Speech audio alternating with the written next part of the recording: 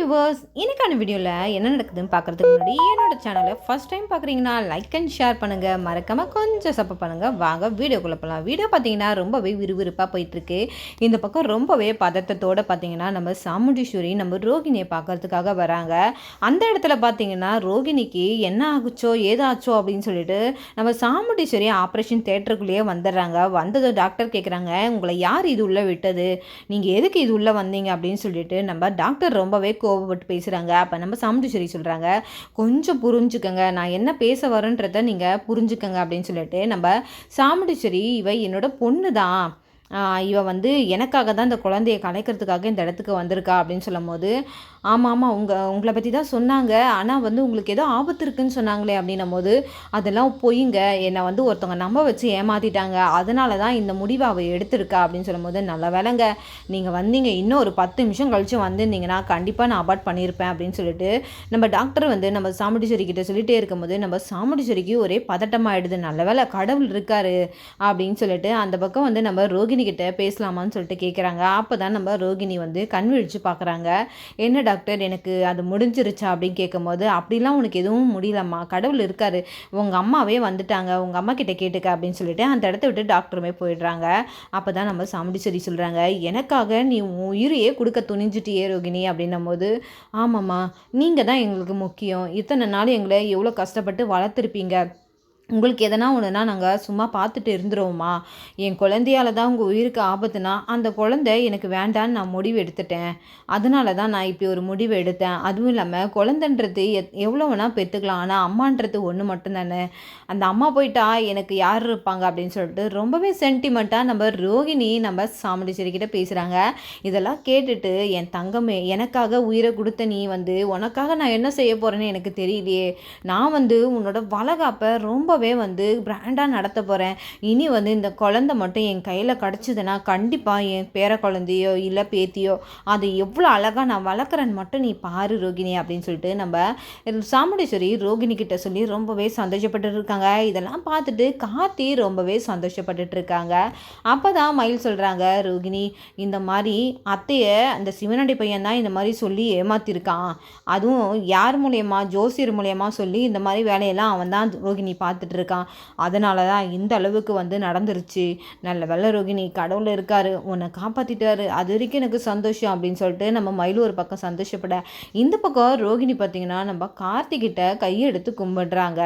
நீங்கள் இல்லைனா எனக்கு எதுவுமே நல்லதாகவே நடக்காது, நீங்கள் இருக்கிறனால தான் எங்கள் குடும்பம் இன்ன வரைக்கும் பார்த்தீங்கன்னா எவ்வளோ பிரச்சனை வந்தாலும் நீங்கள் அதை எல்லாத்தையும் ஒன்றுமே இல்லாமல் எங்கள் குடும்பத்தை காப்பாற்றிருக்கீங்க அப்படின்னு சொல்லிட்டு ரோகிணி ரொம்பவே வந்து ஃபீல் பண்ணிவிட்டு நம்ம கார்த்திகிட்ட மன்னிப்பு கேட்குறாங்க.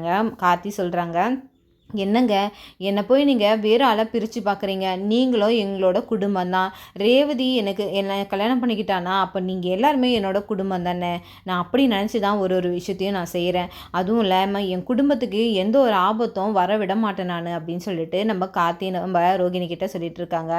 என்ன தான் சொல்லுப்பா நீ இல்லைனா நாங்கள் யாருமே இல்லைப்பா அப்படி தான் நீ அப்படின்னு சொல்கிறாங்க. உடனே ஏங்க நம்ம பேசிக்கிட்டே தான் இருப்போம், நம்ம வந்து வீட்டுக்கு போகலாமா அப்படின்னு சொல்லிட்டு எல்லாருமே ரொம்பவே சந்தோஷமாக இது பண்ணுறாங்க. இந்த பக்கம் சாமுண்டீஸ்வரிக்குமே பார்த்தீங்கன்னா நம்ம கார்த்தி மேலே ஒரு சாஃப்ட் கார்னர் வருதுன்னே சொல்லலாம். அப்போ தான் வந்து நம்ம சாமுண்டீஸ்வரியும் மாப்பிள்ளையாக ஏற்றுப்பாங்களான்றத ரொம்பவே அவளோட பார்த்தீங்கன்னா நம்ம மயில் நம்ம ராஜராஜன்லாம் யோசிச்சுட்ருக்காங்க. அப்போ ராஜராஜன் சொல்கிறாங்க மயில்கிட்ட, கண்டிப்பாக இவ்வளோ தூரம் அமைதியாக இருந்தவ கண்டிப்பாக மாப்பிள்ளையை ஏற்றுப்பான்ட்டு எனக்கு ஒரு நம்பிக்கை வந்துருச்சுப்பா அப்படின்னு சொல்லிட்டு மயில்கிட்ட சொல்கிறாங்க. ஆமாம்மா, எனக்குமே ரோகிணியால் தான் நம்ம குடும்பம் ஒன்று சேரும்ன்றது எனக்கு இப்போ வந்து புரிஞ்சுக்கிட்டேன் நான் அப்படின்னு சொல்லிட்டு இந்த பக்கம் நம்ம ராஜராஜன் மயில்கிட்ட பேசிகிட்டு இருக்காங்க. அப்போ தான் நம்ம சாமுண்டீஸ்வரி எல்லாருமே வீட்டுக்கு போகிறாங்க. அப்போ ராஜராஜன் வந்து சாமுண்டீஸ்வரி கிட்ட சொல்கிறாங்க, ஈஸ்வரி இப்போ மாப்பிள்ளையால் தான் இந்த உயிரையே வந்து நம்ம காப்பாற்றி நல்லபடியாக நம்ம ரோகிணியை வீட்டுக்கு கூட்டிகிட்டு வந்திருக்கோம், அதனால் நான் ஒன்று சொல்லட்டுமா, இனி வந்து உன் மனசில் அந்த பழைய பகையெல்லாம் எடுத்து போட்டுரு, இனி நடக்கிறது எல்லாமே நம்ம நல்லதாகவே நினைப்போம் அப்படின்னு சொல்லிட்டு சொல்கிறாங்க. ஆனால் பார்த்தீங்கன்னா நம்ம ராஜராஜன் சொல்கிறதுக்கு நம்ம சாமுண்டீஸ்வரி அமைதியாக இருக்கும்போது ரொம்பவே ஆச்சரியமாக இருக்குன்னே சொல்லலாம். எந்த ஒரு மறுப்புமே சொல்லாமல் அமைதியாக அந்த விஷயத்தை கேட்டுட்ருக்காங்க. இதை பார்த்துட்டு ராஜராஜனுக்கு ரொம்பவே சந்தோஷமாயிடுது. சரி, நீ எடுக்கிற ஆர்த்தியை கொஞ்சம் ரேவதிக்கும் கார்த்திக்கும் நீ எடுத்தினா நல்லா இருக்குமே அப்படின்னு சொல்கிறாங்க. அப்புறம் நம்ம ரோகிணி மயிலுக்கு எடுத்துட்டு நம்ம கார்த்தியும் ரேவதியும் கூப்பிட்டு அந்த இடத்துல நம்ம சாமுண்டீஸ்வரியை ஆர்த்தி எடுக்கிறாங்க. இதை பார்த்துட்டு நம்ம ரேவதிக்கு ஒரே சந்தோஷம் தாங்கலை. ராஜா, நம்மள அம்மா கூடிய சீக்கிரத்தில் ஏற்றுக்க போகிறாங்க, அதுக்கான அறிகுறி தான் இது அப்படின்னு சொல்லிட்டு ரொம்பவே சந்தோஷத்தில் நம்ம ரேவதி இருக்காங்கன்னே சொல்லலாம். இந்த பக்கம் இதெல்லாம் பார்த்துட்டு நம்ம சந்திரகலா ரொம்பவே வைத்தறிச்சலாயிடுறாங்க. என்ன இவ இப்போ கொஞ்ச நாளாகவே யார் எது சொன்னாலுமே எல்லாத்துக்கும் தலையாட்டிகிட்டு இருக்கா, அமைதியாகவும் இருக்கா. இவ அமைதிக்கு காரணமே சமாதானன்றதை தான் நம்ம நினைக்கிறது தோணுது. இவ அப்படி ஒரு சமாதானமே இவளுக்குள்ளே வரவே கூடாது, அது தப்பாச்சே. நான் இருக்கிற வரைக்கும் இந்த குடும்பத்தை ஒன்றும் சேர விட மாட்டேன். கண்டிப்பாக இந்த குடும்பத்தை நான் பிரிச்சா ஆவேன். நான் எப்படி என் புருஷனை விட்டு நான் பிரிஞ்சு தனி மரமாக இருக்கிறனோ அதே மாதிரி நீங்கள் எல்லாரும் தனித்தனியாக இருக்கணும் அப்படின்னு சொல்லிட்டு நம்ம சந்திரகலா மனசுக்குள்ளே ஒரு திட்டத்தை போட்டுட்ருக்காங்க.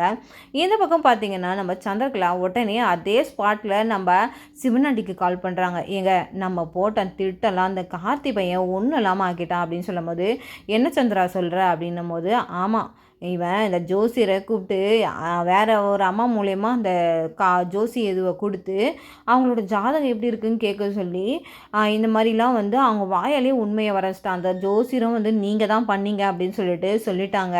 அதனால் இப்போது எங்கள் அக்கா உங்கள் மேலே ரொம்பவே கோவமாக இருக்கா. எந்த நேரத்தில் உங்கள் வீடை தேடி வருவான்னு எனக்கு தெரியாது, ஆனால் நீங்கள் சேஃபாக இருக்கணும் அப்படின்றாங்க. இப்போ இருக்கிற கொலவெறிக்கு பார்த்தீங்கன்னா யாரையாவது ஒருத்தரை முழுங்கிடுற மாதிரி தான் இருக்கா. அதனால் கொஞ்சம் சேஃபாக இருந்துக்கங்க அப்படின்றாங்க. என்ன சந்திரா, ஒரு வாட்டியும் நம்ம போடுற இது தோக்கருத்துமாவே இருக்குது, எனக்கு ஒன்றுமே புரியல சந்திரா அப்படின்னு சொல்லிட்டு சிவனாண்டி சொல்ல, கவலைப்படாதீங்க, இதுக்கே தோண்டு போயிட்டா எப்படி? நீங்கள் தூரத்துலேருந்து இந்த விஷயத்தெல்லாம் பார்த்துட்ருக்கீங்க, நான் கூடவே இருந்து எல்லாத்தையும் பார்க்கும்போது எனக்கு எப்படி இருக்கும் யோசிச்சு பாருங்கள். ஏதோ நெருப்பில் இருக்கிற மாதிரி நான் நின்றுக்கிட்டு இருக்கேன் அப்படின்னு சொல்லிட்டு நம்ம சந்திரகலா நம்ம சிவனாண்டி கிட்ட புலம்பிக்கிட்டே இருக்காங்க. அப்போ சொல்கிறாங்க, நீ எதுக்கும் கவலைப்படாத, கண்டிப்பாக ஏதாவது ஒரு விஷயத்தில் அவங்க நம்மக்கிட்ட மாட்டுவாங்க, அப்போ அவங்கள பார்த்துக்கலாம் அப்படின்னு சொல்லிட்டு இந்த பக்கம் சிவனாண்டி சொல்லிகிட்டு இருக்காங்க.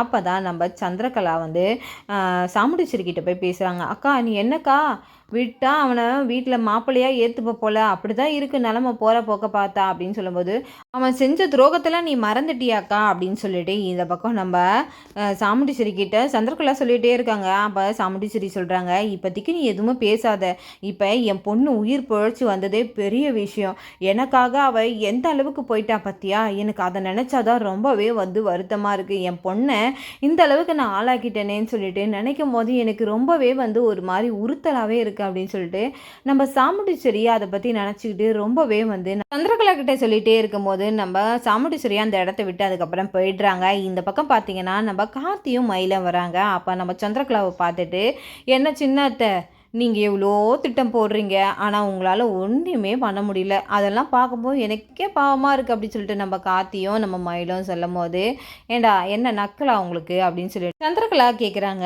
இந்த பக்கம் பார்த்தீங்கன்னா கார்த்தி சொல்கிறாங்க, ஏதோ ஒன்று, நீங்கள் எங்களுக்கு எவ்வளோ நீங்கள் தப்பாக நினைக்கிறீங்களோ அவ்வளோ எங்களுக்கு ஆப்போசிட்டாக நல்லதாகவே முடியுது பார்த்தீங்களா அப்படின்னு சொல்கிறாங்க. இன்னும் அடுத்த கட்டம் என்னவோ நீங்கள் அதை நடத்த ஆரம்பிங்க, அதுக்கப்புறம் எங்களுக்கு பெரிய விஷயமா நடக்கும்ல, அதை நினச்சி நாங்கள் சந்தோஷப்படுவோம்ல அப்படி சொல்லிட்டு நம்ம கார்த்தி சொல்ல, உடனே நம்ம சந்திரகலாவும் ரொம்பவே கோவமாயிடுறாங்க. அப்போ கார்த்தி அவங்களுக்கு ஒரு அதிர்ச்சியை தூக்கி போடுறாங்க.